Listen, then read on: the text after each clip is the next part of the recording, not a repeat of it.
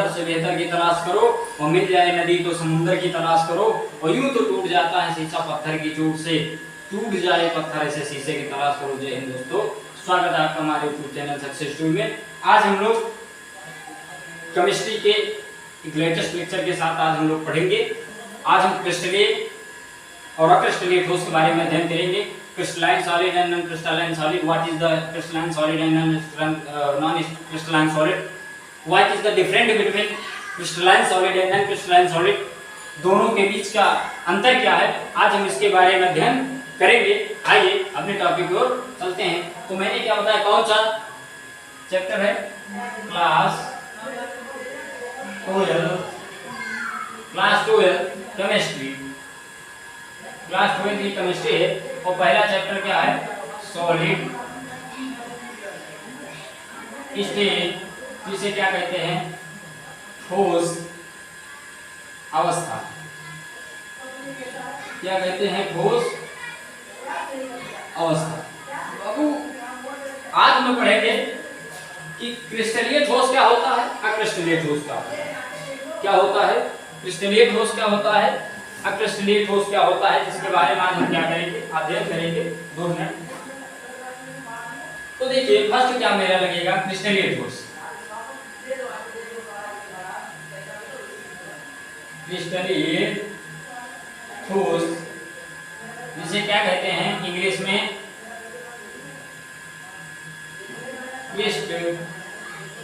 Crystalline solid.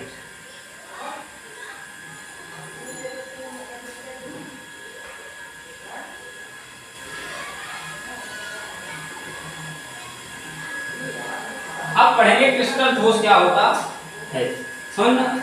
अब देखो crystal ठोस क्या होता है, वे ठोस जिनमें अवयवी कण, वे ठोस जिनमें अवयवी कणों की त्रिविम में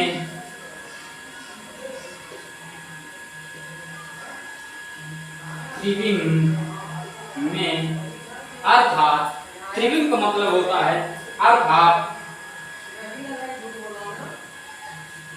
इसका मतलब क्या हो जाएगा, त्रिविम का मतलब क्या हो जाएगा, विस्तृत क्षेत्र में, क्या हो जाएगा, मतलब विस्तृत क्षेत्र में। देखो वीडियो हल्का सा बड़ा हो सकता है क्योंकि दोनों पढ़ाने, क्रिस्टल और अक्रिस्टलीय ठोस, और दोनों क्या है, अपने में क्या है, परिपूर्ण है। तो हमको दोनों जब पढ़ाना ही है तो विधिवत तरीके से पढ़ें, आराम से पढ़ें, मस्ती से पढ़ें। क्योंकि देखिए आप पढ़ भले लेंगे, लेकिन देखो पढ़ना अलग बात है, पढ़ तो सब कोई सकता है, लेकिन घंटे इसमें नहीं माने रखते हैं। इसमें माने रखता है कि आप पढ़ क्या रहे हैं। तो इसलिए जितना पढ़ें, सॉलिड पढ़ें, कि कोई उसमें से पूछ ले तो फिर खट दे, जवाब दे आराम से, कोई दिक्कत नहीं रहेगा। तो हमने सोचा कि इसमें थोड़ा इंक डाल लेते हैं, सही रहेगा नहीं रहेगा, इंक डाल लेते हैं ताकि बढ़िया से चले, आप लोगों को अच्छे से क्या करें, दिखाई दे। तो क्या मैंने बताया, तो विस्तृत क्षेत्र में निश्चित एवं नियमित व्यवस्था होती है, निश्चित एवं नियमित व्यवस्था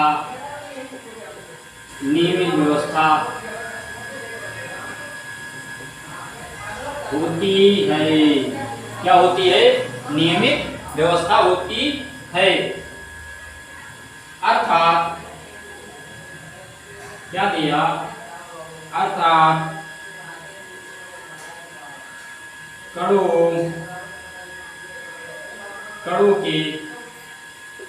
के मध्य दीर्घ परासी, कणों के मध्य दीर्घ परासी व्यवस्था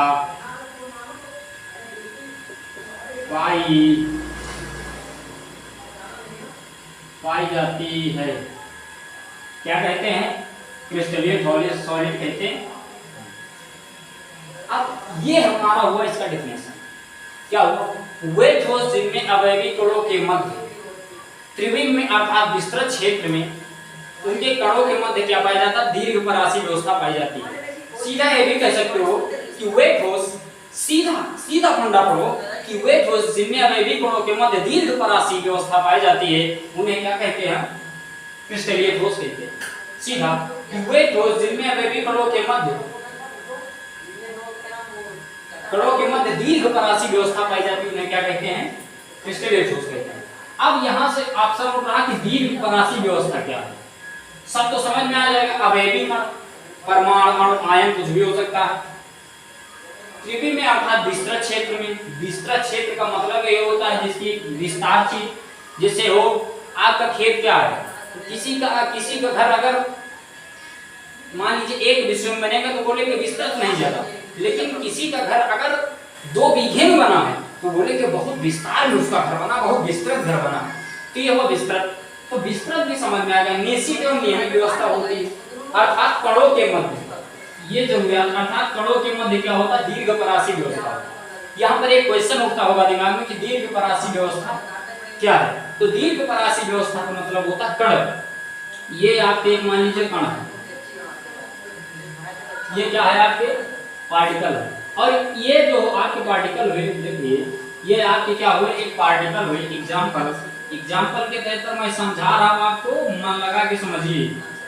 दीर्घ परासी व्यवस्था क्या होती है? एक यहाँ है तो एक यहाँ है, तो एक यहाँ है, तो एक यहाँ है, तो एक यहाँ है, तो एक यहाँ है, एक यहाँ है, तो एक यहाँ है, एक यहाँ है, एक यहाँ है, एक यहाँ है। बढ़िया, ऐसे ऐसे क्या है?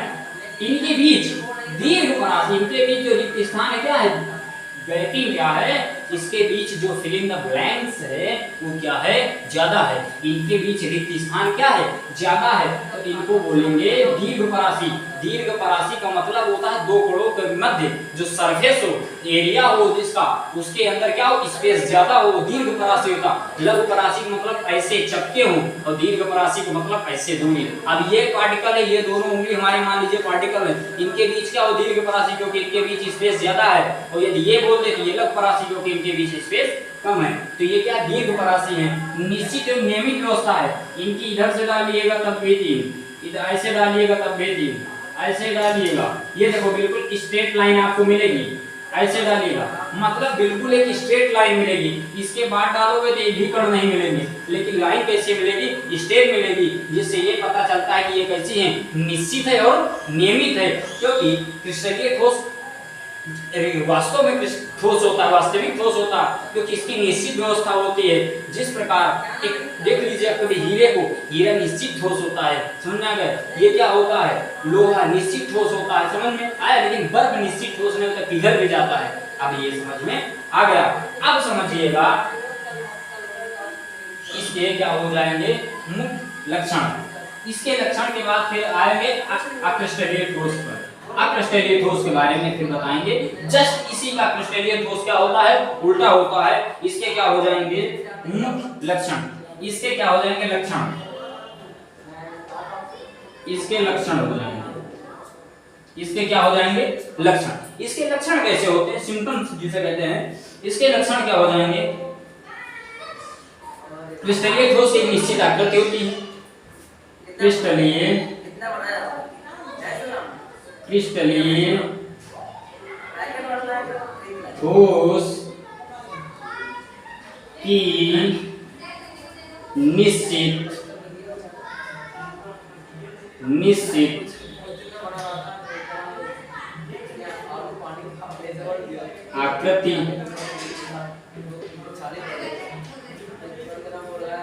ठोस की निश्चित आकृति होती है।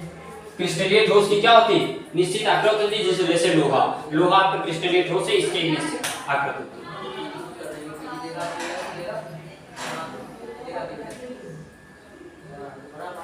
जैसे कॉपर है, ये सब क्या है? निश्चित आकृति होती है। दूसरा क्या हो जाएगा?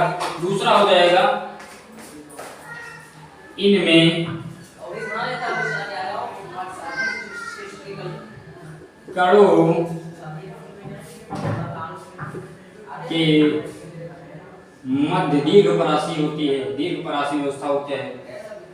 इनमें कणों की व्यवस्था, इनमें कणों की व्यवस्था क्या होती है? दीर्घपरासी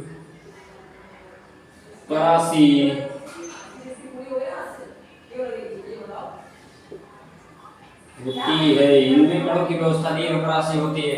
अभी जब आगे पढ़ेंगे ना तो मजा आ जाएगी, निडम्बन बढ़िया पढ़ेंगे, इसके बहुत मजा आएगा। अभी आगे एफसीसी, बीसीसी, अंतः केंद्रीय जितने भी हैं सब पढ़ेंगे। तो इनमें कणों के मध्य दीर्घपरासी व्यवस्था होती है। दीर्घपरासी भी मैंने समझा ही दिया, दीर्घपरासी क्या होता है और क्या होता है।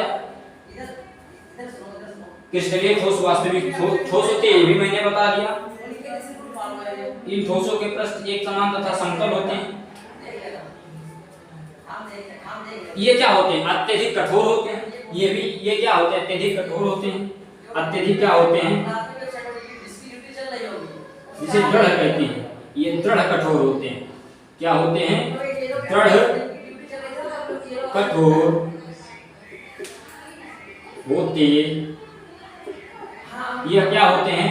दृढ़ कठोर होते। एक, दुई, 1 2 3।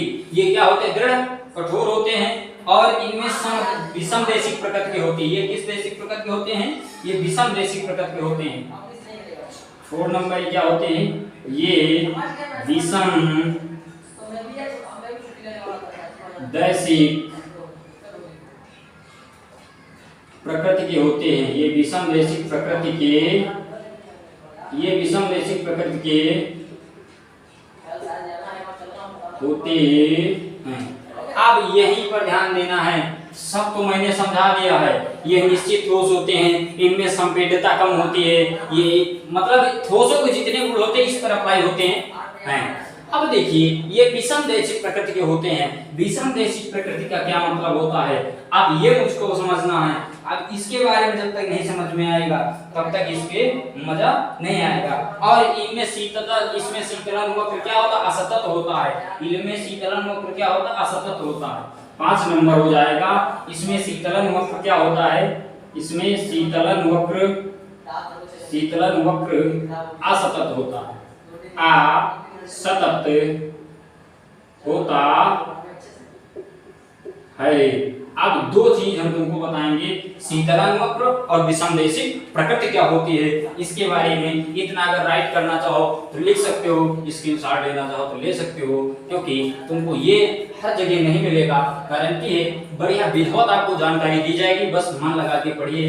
अब तुमको बता रहे हैं कि शीतलन वक्र क्या होता है और देखिए और क्या होता है और विषम देशिकता क्या होती है, इसके बारे में हम अध्ययन आपको बताएंगे। अभी जस्ट आप इधर नजरें लगा के बैठिएगा, कहीं देर ना हो जाए। मैंने सुना ना, देर ना हो जाए कहीं देर, तो देर मत करिए, आ जाएगी। क्या होता है विषम देशिक? क्या होता है विषम देशिक? जिसकी दैशिक, कभी कहने तुम्हारी दैशिक दिशा बहुत खराब है, दैनिक दिशा तुम्हारी बहुत खराब है, विषम देशिक लोग, यानी ये हर टेम्परेचर में हर जगह इनका हर चीज फिजिकल एंड केमिकल वैल्यूज क्या होती है? चेंज होती है। देखिए आप देखिए यहाँ पर मैंने दिया परमाणु, ऐसे ऐसे ऐसे ऐसे उसके बाद ऐसे ऐसे ऐसे ऐसे ऐसे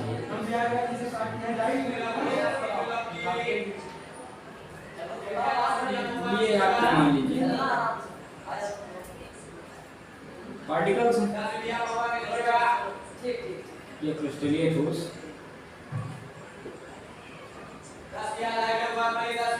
अब तुमको एक चीज समझना पड़ेगा,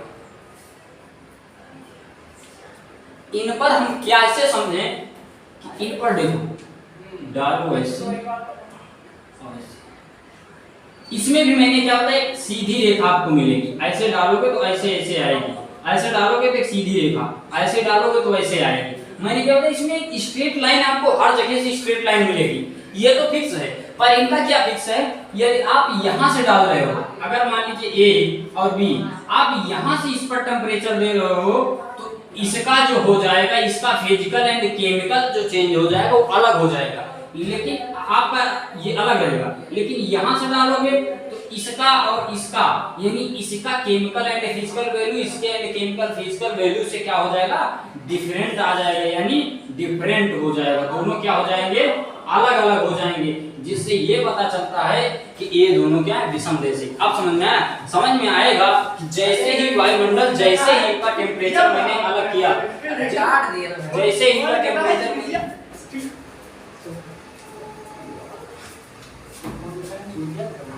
जैसे इनका मैंने फिजिकल एंड केमिकल चेंज, जैसे इन पर मैंने वैल्यू अलग से डाला, वायुमंडलीय ताप या कुछ भी हो, जैसे ही मैंने इनको अलग से किया, इनका क्या हो जाएगा, फिजिकल एंड केमिकल वैल्यू अलग हो जाएगा, यानी निम्न ताप पर इनका भिन्न भिन्न ताप पर इनकी भिन्न भिन्न केमिकल एंड फिजिकल वैल्यू प्राप्त होती है, उसे हम क्या कहते हैं, विषमदेशी।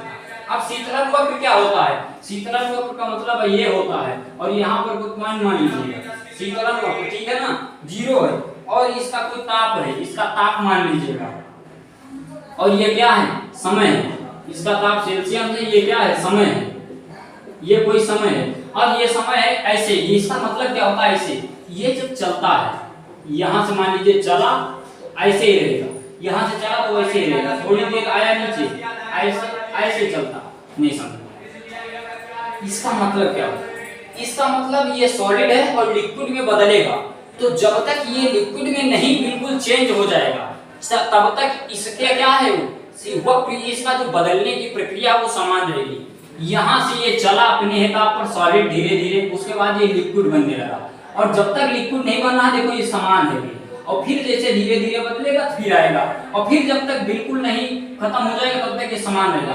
अर्थात ये समझो कि जैसे कोई, इसका मतलब ये हुआ कि जैसे कोई सॉलिड है, उसको आप लिक्विड में चेंज कर रहे हो, तो वो जब तक लिक्विड ना बन जाए तब तक उसका जो चेंजिंग प्रॉपर्टी रहे वो क्या रहे, समान रहे, तो वो क्या हो जाएगा, शीतलन वक्र रहेगा। अब समझ में आ गया होगा। इसी प्रकार असतत शीतलन वक्र, उसका क्या होता है, उसका घटता बढ़ता रहता है, जस्ट इसी का उल्टा होता है उसका, इसमें दीर्घपरासी होता है, तो उसमें क्या होता है, अक्रिस्टलीय ठोस में क्या होता है, लघुपरासी होता है, वे अवयवी कणों के मध्य लघुपरासी होता है।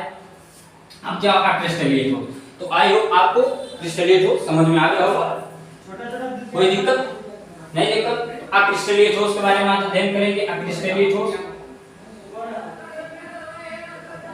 अक्रिस्टलीय ठोस, अक्रिस्टलीय एमोर्फस सॉलिड, एमोर्फस सॉलिड,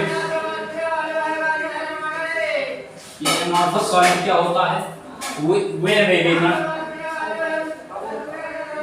वे ठोस जिनमें अवयवी कणों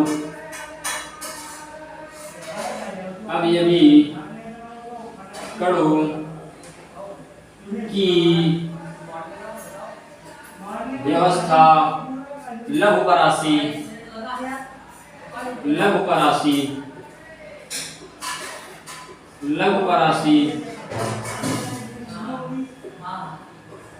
होता है, अक्रिस्टलीय ठोस कहते हैं, एमोर्फस सॉलिड कहते हैं। लघुपरासी मतलब बताया, जिनके कणों के मध्य क्या स्पेस कम हो, उन्हें क्या कहते हैं, एमोर्फस सॉलिड कहते हैं, लघुपरासी। अब देखिए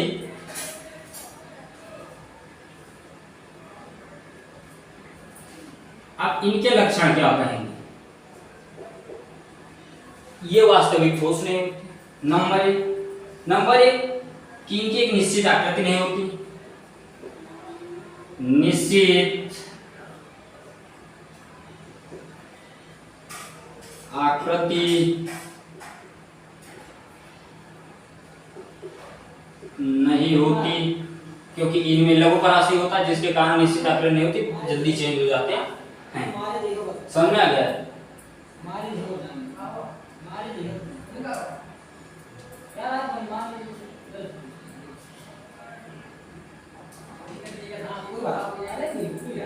इसे अतिशीतित ठोस, इसे अतिशीतित,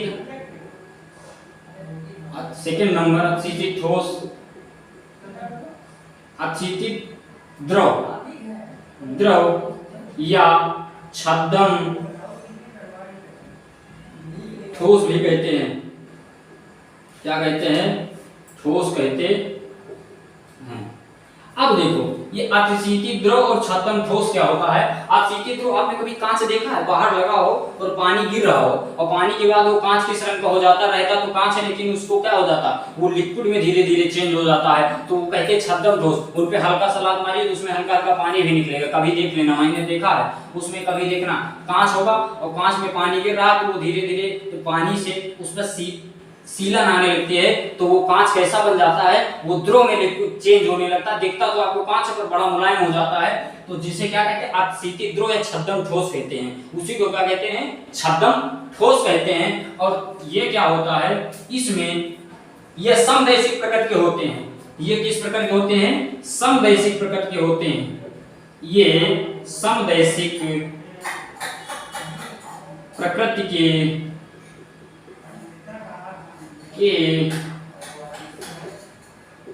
होते हैं।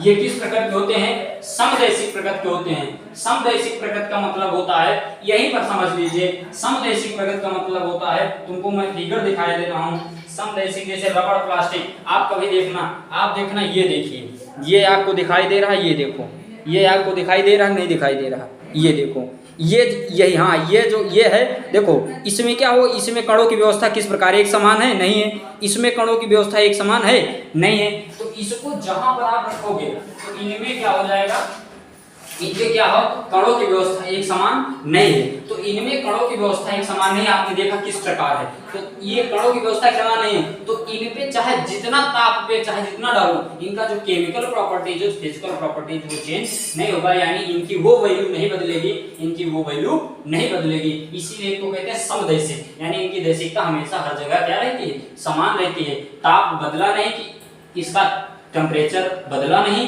कि इसकी जो नेचर वो नहीं बदलेगा, लेकिन जो उस क्रिस्टलीय ठोस को उसका क्या होता है, बदल जाता है। और तीसरा क्या होता है, वो क्या होता है, वो सतत शीतलन, इसमें उसमें असतत शीतलन वक्र होता है, इसमें सतत शीतलन वक्र होता है। इसमें कैसा वक्र होता है, इसमें सतत शीतलन वक्र होता है, शीतलन वक्र होता है। अब देखो इसमें क्या होता है, इसमें सतत शीतलन वक्र का मतलब होता है, इसकी जो स्ट्रक्चर होगी, ऐसे मान लीजिए, ऐसे, इसको क्या पढ़ेंगे, एक ऐसे ले लीजिए, ये क्या है, ताप है, और ये क्या है, समय है। और समय का मतलब ये है, इसकी शीतलन वक्र ऐसे रहती है, यानी इसका शीतलन वक्र क्या रहता, बढ़ता रहता है। ये जब तक द्रव है, द्रव से तुरंत चेंज हो जाएगा सॉलिड में, और सॉलिड से जस्ट चेंज हो जाएगा द्रव में। तो यही होता है, इसका शीतलन वक्र क्या होता है, बढ़ता घटता रहता है। इसका शीतलन वक्र कभी समान नहीं रहता है। अब शीतलन वक्र इसका देखो, यहाँ से चला, यहाँ चला, धीरे धीरे क्या हो जाएगा, बढ़ने लगा, यानी ये टेम्परेचर पर बढ़ता रहता है, कभी रुकता नहीं है कि एक ही समान पर रुक जाए। अब समझ में आ गया आपको, आई होप आपको बहुत आसानी से आपको समझ में आ गया होगा। इसका उपयोग क्या है, जैसे हीरा है, हीरा क्रिस्टलीय ठोस है, हीरा क्या है, हीरा क्रिस्टलीय ठोस है और सबसे अत्यधिक कठोर है, जिसका आभूषण बनाने में उपयोग किया जाता है। अक्रिस्टलीय ठोस का रबड़ का क्रिस्टलीय रूप है, जिसका टायर, ट्यूब और रबड़ का उपयोग बहुत जगह किया जाता है, पेंसिल से निकालने के लिए। तो ये सब क्या है, उपयोग है। आपको बहुत मजे से समझ में आया होगा, नहीं समझ में आया होगा तो कमेंट करना, उसका मैं उत्तर दूंगा। आई होप आपको समझ में आ गया होगा। लाइक कीजिए, शेयर कीजिए, सब्सक्राइब कीजिए। जय हिंद, जय भारत, लव यू।